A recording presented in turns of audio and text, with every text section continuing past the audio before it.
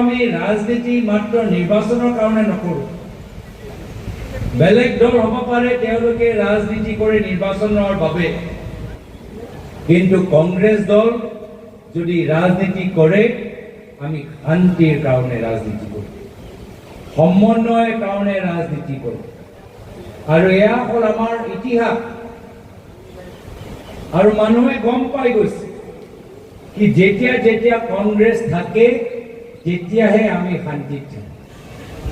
আৰু মানুহে দেখিছে কি যেতিয়াই আমি ভাবোঁ যে এটা বিকল্পৰ বাবে চিন্তা কৰোঁ আৰু কংগ্ৰেছৰ বাহিৰে আমি বেলেগৰ বাবে চিন্তা কৰোঁ, লগে লগে জীৱনৰ পৰা শান্তি গুচি যায়, জীৱনত আকৌ অশান্তি ঘূৰি আহে।